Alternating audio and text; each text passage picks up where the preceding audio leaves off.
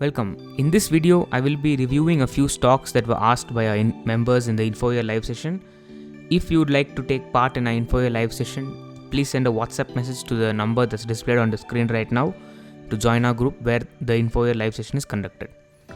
Going on with the first stock, that is Tata Metallic.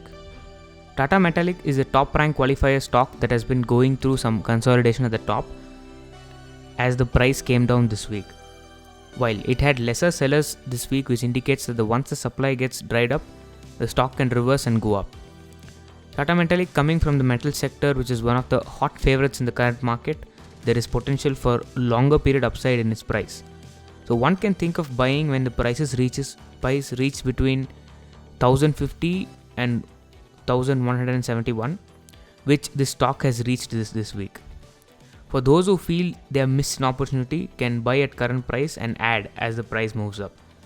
This stock should take some time to develop weakness, and that gives an option of having a profitable exit, while we need to have little more patience. Giving a stock its own space to have its move in the upside is a good thing. The next stock is NIIT Limited. It has been a top rank holder for a long time and continues to retain the strength, both on its price and profits. The stock is going through a big consolidation at the top, which has become a little naughty. We can buy at current levels, keeping this week's low as a stop loss, and target an exit when the price reaches 350 levels. The next stock is IRCTC, and IRCTC has been a hot stock for the past 2 weeks in the market. A stock that is very poor on its balance sheet while very strong on the price move. The move this stock has been having in the past few weeks is maybe because of the bonus news, and coming to can we buy at current price levels, it is at overextended. Though the patterns are quite strong, there can be some more upside. The risk at the current levels will be very high. A good choice will be to buy after a significant correction, which will come at a later stage. So in our opinion, this stock is a trading opportunity and not a qualifier for long-term holdings based on its balance sheet numbers. The next stock is AB Capital.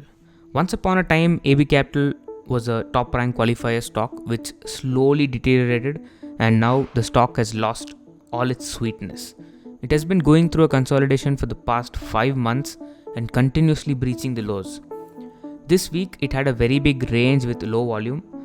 Though low volume and consolidation is good, AB Capital can test patience, so it's good to stay away for now. The next stock is Hero MotoCo, one of the weakest auto stocks in the market today, and I remember I covered the stock probably a few weeks back in another short review like this, where the stock was non-trending and I told about the stock being non-trending, and now stock is in bullish trending. So continuing, it has lost most of its volume and even the average volume is dropping. So now let's go to the monthly time frame and look at it from a different time frame. In a market that has been doing grand runs post the pandemic, we can see where I'm pointing right now is peak pandemic we had in India. Here is one stock which looks like it has hit the disease badly. Not a good stock to think of investing for the near future. It has not even reached the pre-COVID highs of the pre-COVID position of where the stock was in the past 1 year, unfortunately. The next is basically a sector, kind of a small sector review. It's talking about NSE Pharma. Pharma as a sector hit a small weakness in June when the sector was at the peak.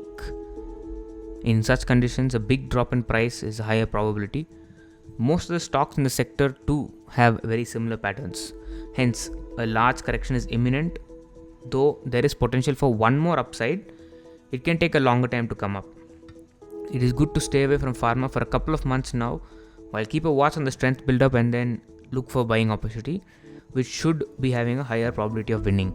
I also remember this week, I'm not quite getting which pharma company it was. They posted their results, and for 2 days the stock fell. Yeah, it's Cadila actually.